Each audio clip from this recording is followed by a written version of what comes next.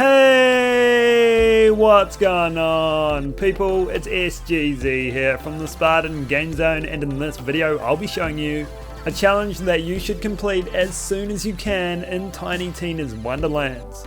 A lot of the challenges that award you with passive buffs don't really matter when you complete them. Sure, you'll be missing out for the time you don't have them, but this is one where its effects become non-existent if you don't complete it in time, so you'll want to complete it as soon as you can.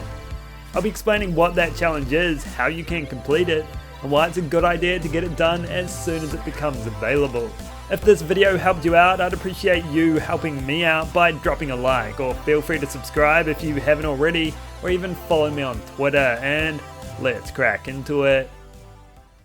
So the challenge I am referring to is rebuilding the Shrine of Grindana. There's a bunch of shrines you can rebuild in the overworld, which grant you various passive buffs, and this is one of the best ones.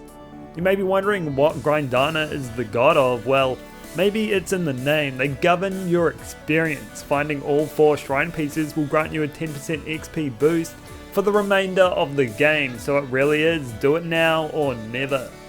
It could still be worthwhile during endgame by boosting the rate at which you gain myth rank, but it is definitely going to help you reach the max level cap of 40 way faster, which is something we're all aiming for.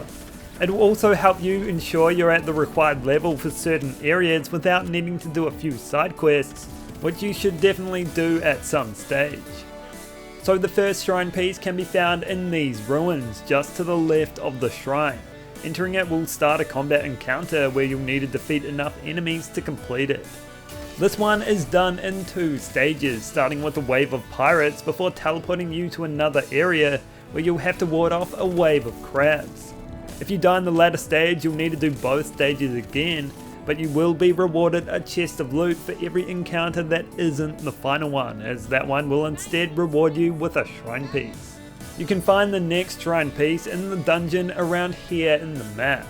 It's just behind the shrine, beyond the grass field, and behind the well. This one is actually a 3-stage encounter where you'll need to defeat a bunch of pirates before defeating a bunch of crabs again, before finally charging up an ancient obelisk enough so Captain Swallow spawns and then kill her. The 3-stage encounters are definitely the most difficult, as if you die in any one of them, you're gonna have to do it all again, so good luck.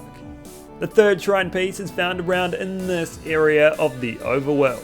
It's quite a bit further away in these ruins behind the sign that points to Brighthoof and Wargtooth Shallows.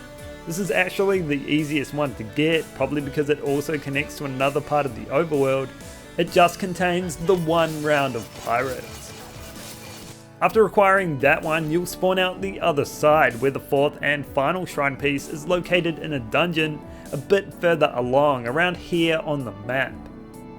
Now you won't be able to access this area unless you have completed the quest and have those magic lenses that let you see bridges.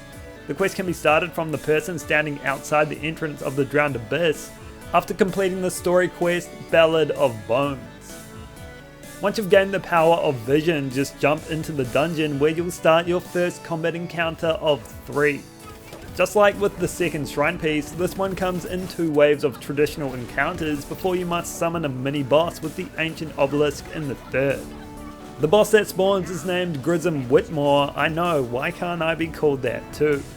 He'll summon cultists out of portals, which are good adds if you go down, and once defeated you'll have your 4th and final shrine piece. Once collected, all that's left to do now is head back to the shrine and activate it. Opening up your journal in the menu, you'll see that the experience boost passive is now activated. Now I did some testing to see how well it worked, and it's a flat 10%, which is definitely worth it. Killing some giant crabs prior to the buff, I was getting 115 or 120 XP depending on the crab, whereas afterwards I was getting 126 and 132. You definitely see a bigger difference the harder the enemy, but it's always relative. It will even grant you 10% more XP by completing challenges or quests, which will have that XP bar filling up in big chunks. Overall, by completing the Shrine of Grindana, you're going to be leveling up a whole 10% quicker, which is going to have you hitting max rank a lot faster. It's definitely a really good bonus, which I encourage you to get as soon as you can. So that's all for this video. I hope you enjoyed it and learned how you can hit max level cap faster by completing the Shrine of Grindana. If you did, consider dropping a like or subscribing, and I'll catch you in the next one.